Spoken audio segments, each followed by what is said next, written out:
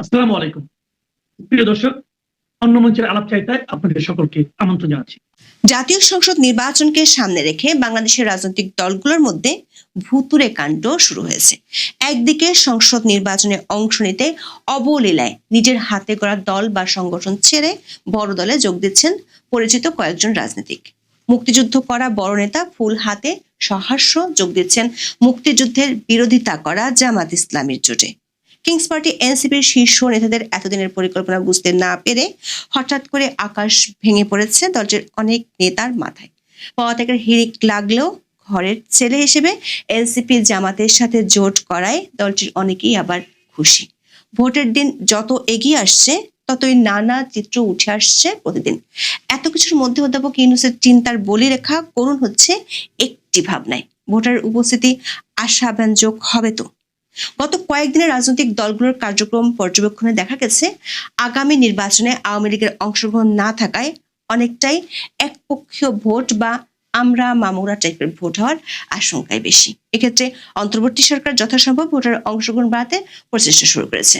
এমন পরিস্থিতিতে অধ্যাপক ইউনূস ও তার সরকারের জন্য দুশ্চিন্তার বড় কারণ হলো কার্যক্রম নিষিদ্ধ থাকা আওয়ামী লীগ এবং দলটির সভানেত্রী শেখ হাসিনা। 28 ডিসেম্বর শেখ হাসিনা দিল্লি থেকে দলীয় নেতাকর্মীদের উদ্দেশ্যে কড়া বার্তা দিয়ে বলেছেন, আওয়ামী লীগকে ছাড়া নির্বাচন হলে সে নির্বাচনে আওয়ামী লীগের ভোটাররা ভোট দিতে যাবে না।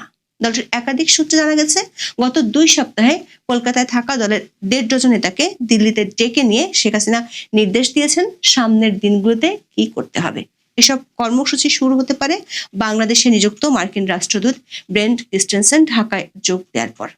11 জানুয়ারি ব্রেন্ট ঢাকায় আসার পর রাজনৈতিক দলগুলোর সাথে বৈঠক করবেন। সূত্রগুলো বলছে, নির্বাচনের আগে আওয়ামী লীগ ইস্যুতে অন্তর্বর্তী সরকারকে আরো এক দফা বিদেশি শক্তিগুলোর সাথে বোঝাপড়ায় যেতে হবে। বিস্তারিত জানতে চলুন যাওয়া যাক বিশ্লেষণে। ত্রয়োদশ জাতীয় সংসদ নির্বাচনে মনোনয়ন জমা দেওয়ার শেষ দিন 29 ডিসেম্বর। তার আগে অনেক নাটকের মধ্য দিয়ে বড় দুটি জোটের খবর প্রকাশ হলো। সবশেষ খবর অনুযায়ী নির্বাচনমুখী দুটি ধারা তৈরি হয়েছে। একটি বিএনপি নেতৃত্বে, অন্যটি জামাতকে কেন্দ্র করে। বিএনপির সঙ্গে যুক্ত হয়েছে গণতন্ত্র মঞ্চের শরিক নাগরিক বিপ্লবী ওয়ার্কার্স পার্টি, নাগরিক ঐক্য, গণসংহতি আন্দোলন।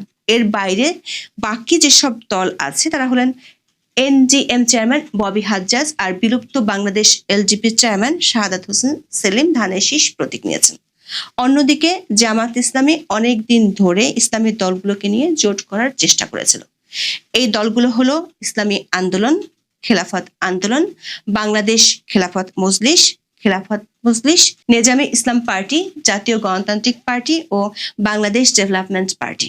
শেষ মুহূর্তের চমক হিসেবে সরকারি কিংস পার্টি বলে পরিচিত এনসিপি এবং কর্নেল অলি আহমেদের এলজিপি সেই জোটে যোগ দিয়েছে। গত 24 ডিসেম্বর গুলশানে সংবাদ সম্মেলনে কর্নেল অলি আহমেদের দল লিবারেল ডেমোক্রেটিক পার্টির মহাসচিব রেদওয়ান আহমেদ বিএনপিতে যোগ দেন। সংসদ নির্বাচনে তিনি কুমিল্লার 7 আসনে বিএনপির প্রার্থী হচ্ছেন। বিএনপি জোটে জায়গা না পেয়ে শেষ পর্যন্ত অলি আহমেদ জামাতের জোটে যোগ দিলেন। অন্যদিকে ব্যাপক গৃহদাহ লাগিয়ে এনসিপির শীর্ষ নেতারা 30টি আসনের নিশ্চয়তা পেয়ে এই জোটে যোগ দিয়েছে। যদিও দলটির একাধিক সূত্র বলছে, এনসিপি যে জামাতের সাথে জোট করবে সেটির আলোচনা শুরু হয়েছিল গত জুনে। একই সময় বিএনপির সাথে আলোচনা করলেও এনসিপির আহ্বায়ক বরাবরই জামাতের সাথে জোট করার পক্ষপাতী ছিলেন। দল থেকে পদত্যাগ করা একাধিক নেতা এই বিষয়টি হঠাৎ বুঝতে পেরে স্ট্যাটাসও দিয়েছেন। পদত্যাগ করা দলটির নেতা তাজনুবা জাবিন তার পোস্টে অভিযোগ করেন, জামাতের সঙ্গে এই জোট কোনো আকস্মিক রাজনৈতিক কৌশল নয়, বরং এটি একটি সুপরিকল্পিত ষড়যন্ত্র।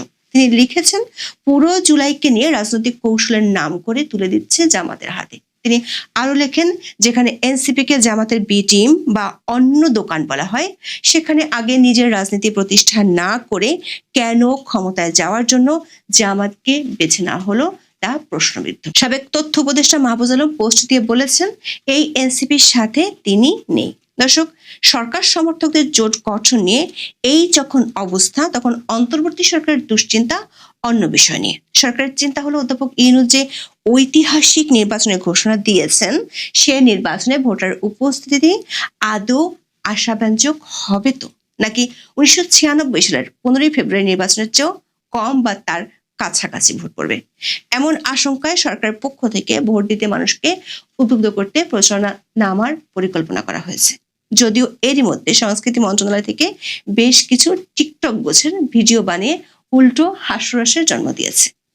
দর্শক, অন্তর্বর্তী সরকার এই চিন্তা বাড়িয়ে দিচ্ছে কার্যক্রম নিষিদ্ধ থাকা আওয়ামী লীগ, বিশেষ করে দিল্লিতে থাকা দলটির সভানেত্রী শেখ হাসিনা। দর্শক, গত 12 মে থেকে সরকার নির্বাহী আদেশে আওয়ামী লীগের কার্যক্রম নিষিদ্ধ আছে। নির্বাচন কমিশন দলটির নিবন্ধন স্থগিত করে রেখেছে। সরকার দপ্তর থেকেও বলা হয়েছে আওয়ামী লীগ আগামী 12 ফেব্রুয়ারি নির্বাচনে অংশ নিতে পারবে না।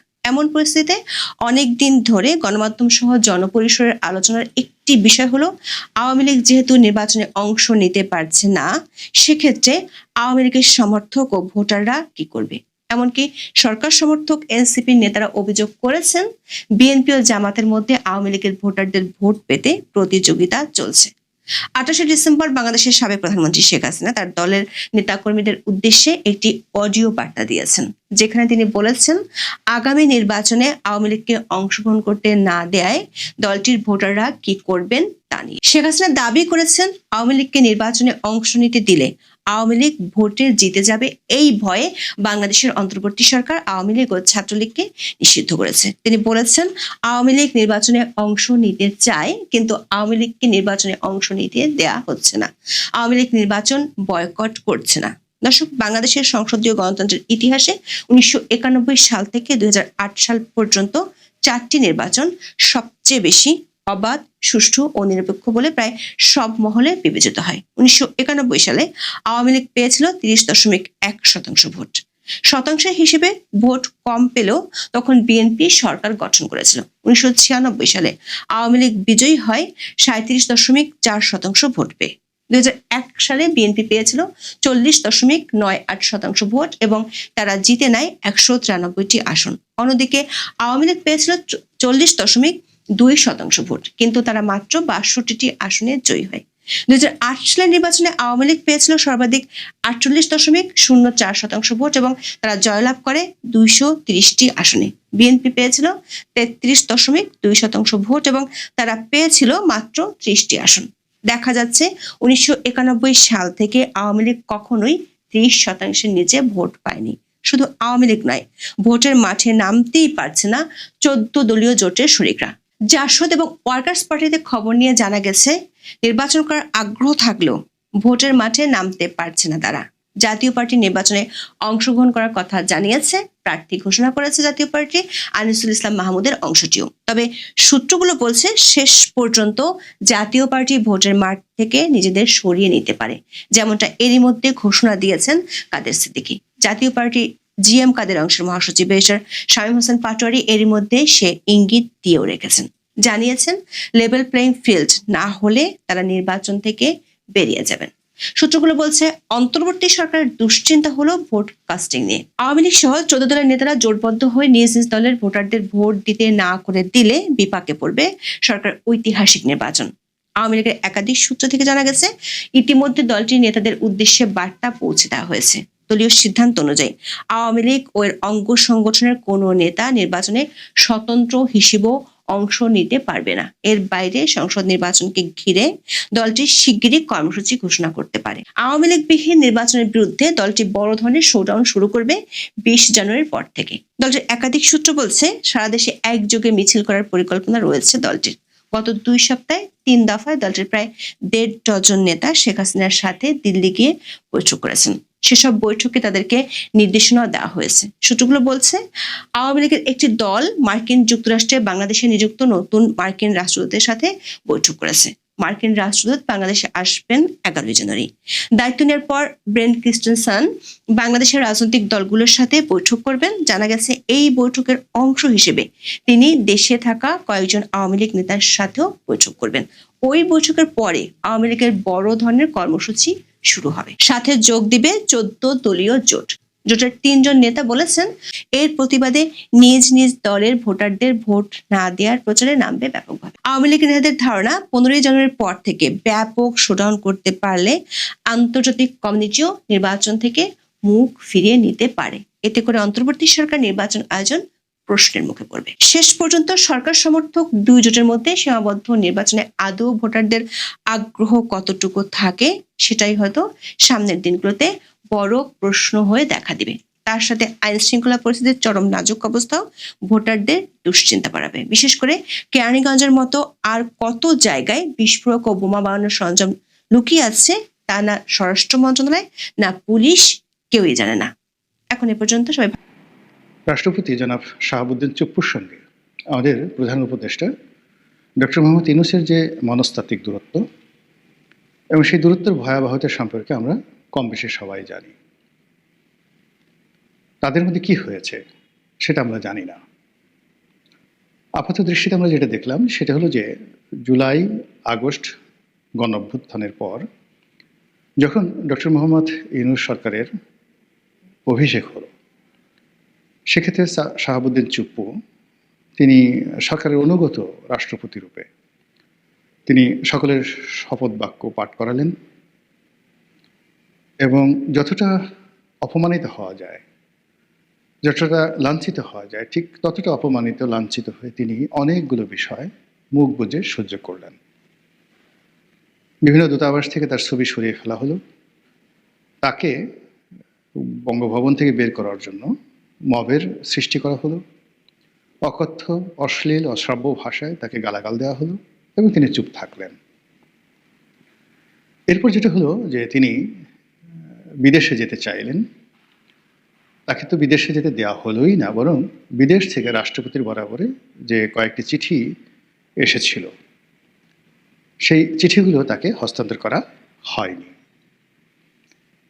তার প্রেস এবং মিডিয়া দেখার জন্য বাংলাদেশের যে রাষ্ট্রীয় কালচার আছে সেই কালচার অনুযায়ী সেই যে কোনো ঘটনা, অর্থাৎ একজন রাষ্ট্রদূত যাবেন, তার নিকট দেখা করবেন, বঙ্গভবনে যারা যাবেন, সেই বিষয়গুলো সংবাদ মাধ্যমে জানানোর জন্য রাষ্ট্রপতির একটা প্রেস উইংস ছিল।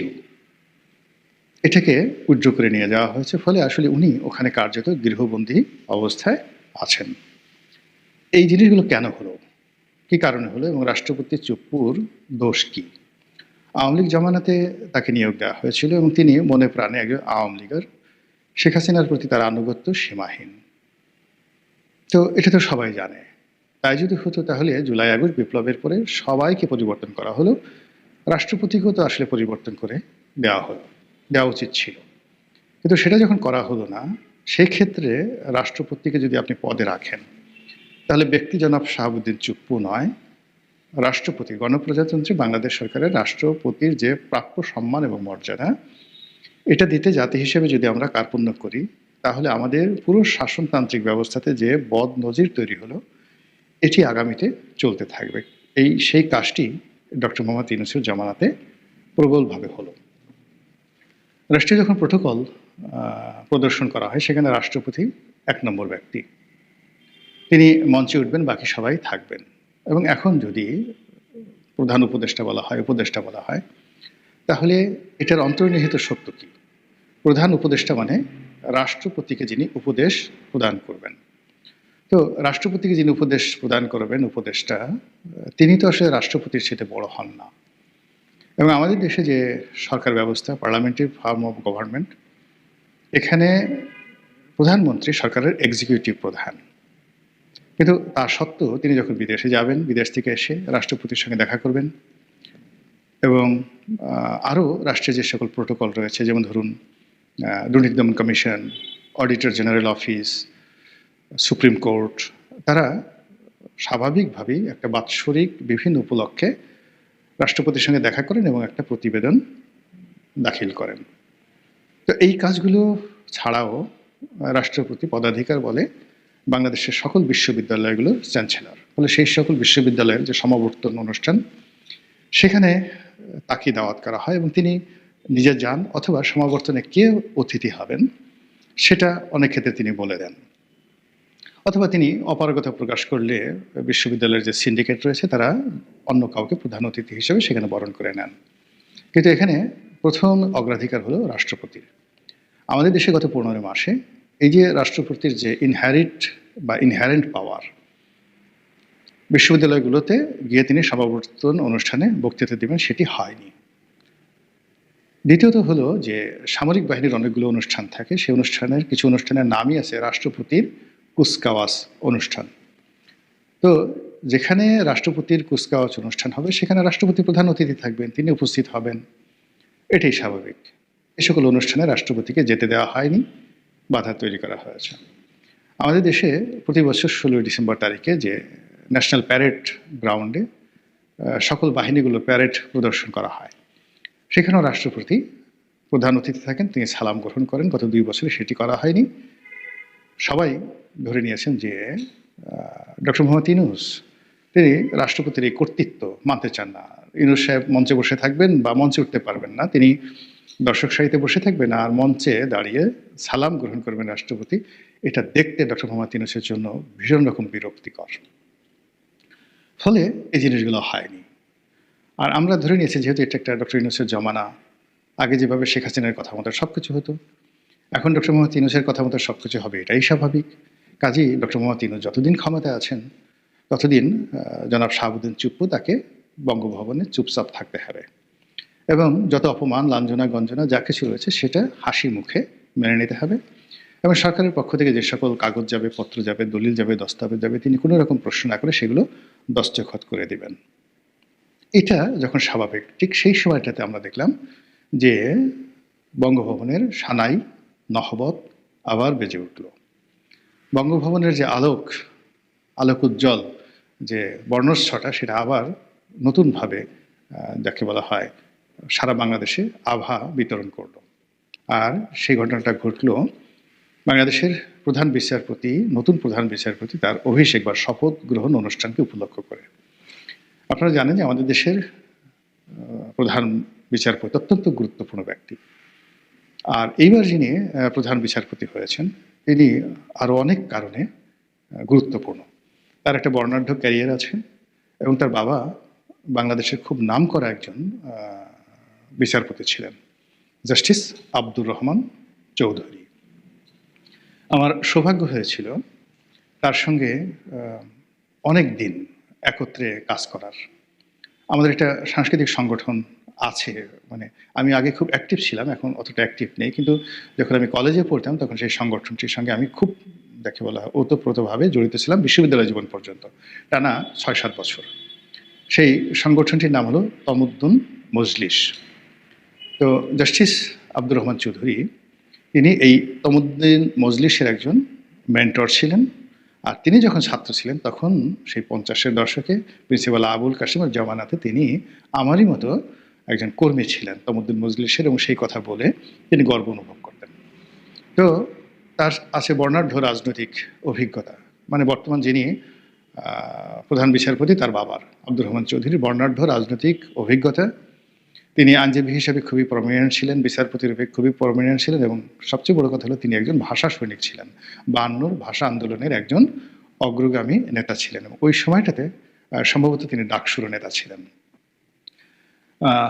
খুব উচ্চ বংশের লোক, গায়ের রং, চেহারা সুরত দেখলেই আপনার কাছে মনে হবে যে এরা আমাদের মতো অর্ডিনারি বাঙালি নন। তো সেই ভদ্রলোকের সন্তান এখন বাংলাদেশের প্রধান বিচারপতির ছেলে বিচারপতি।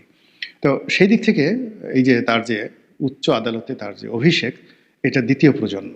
তার বাবা প্রথম প্রজন্ম, তিনি দ্বিতীয় প্রজন্ম। আর অন্য একটা বক্তব্যে তিনি বলেছেন যে আইনজীবী হিসাবে তিনি তৃতীয় প্রজন্ম। সম্ভবত তার দাদাও খুব বড় আইনজীবী ছিলেন, তিনি বিচারপতি হননি কিন্তু আইনজীবী ছিলেন। তো তৃতীয় প্রজন্মের আইনজীবী আর দ্বিতীয় প্রজন্মের বিচারপতি।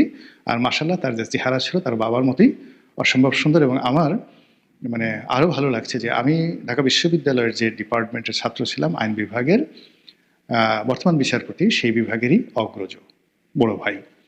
তো এই মানুষটির অভিষেক অনুষ্ঠান হলো বঙ্গভবনে, এবং সেই বঙ্গভবনের অনুষ্ঠান উপলক্ষে বাংলাদেশের যে গত 16-17 মাস ধরে যে কোর্স অফ অ্যাকশন, বঙ্গভবন কেন্দ্রিক কোর্স অফ অ্যাকশন, এটি রীতিমতো উল্টে গেল। আমরা দেখলাম যে প্রধান বিচারপতির অভিষেক উপলক্ষে সেখানে যাকে বলা হয় রাষ্ট্রপতি, যেখানে মেহমান আজিম, মেন্টর, প্রধান ব্যক্তি, রাষ্ট্রের কর্তা ব্যক্তি, এটাকে মেনে নিয়ে ডক্টর মোহাম্মদ ইউনূস সেখানে উপস্থিত হলেন। যথারীতি তিনি শপথ বাক্য পাঠ করলেন, তিনি সম্মুখ সারিতে দর্শক সারিতে বসে রইলেন। যখন জাতীয় সঙ্গীত হলো মানে বঙ্গভবনের যে নর্মাল প্রোটোকলগুলো হলো সেই প্রোটোকলে তিনি অর্থাৎ রাষ্ট্রপতি একেবারে অন্য সময়গুলোতে তার গুড ডেসে যেভাবে তিনি দায়িত্ব পালন করতেন ওইভাবে দায়িত্ব পালন করলেন।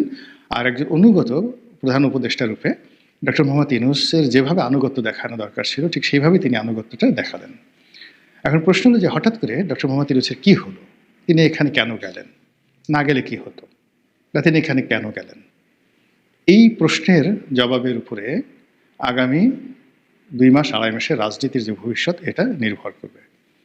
দ্বিতীয়ত হলো যে জনাব শাহাবুদ্দিন চুপ্পু, তার মধ্যে যে দৃঢ়তা দেখা গেল, তিনি পুরো অনুষ্ঠানে যেভাবে মুসকে মুসকে হাসছিলেন, ফলে এটাকে একটা নেহায়েত অনুষ্ঠান বা ওই দিনের জন্য এই ঘটনাটা ঘটেছে, দ্বিতীয়বার ঘটবে না এরকম মনে হয়নি। মনে হলো যে উনি প্রাণ ফিরে পেয়েছেন।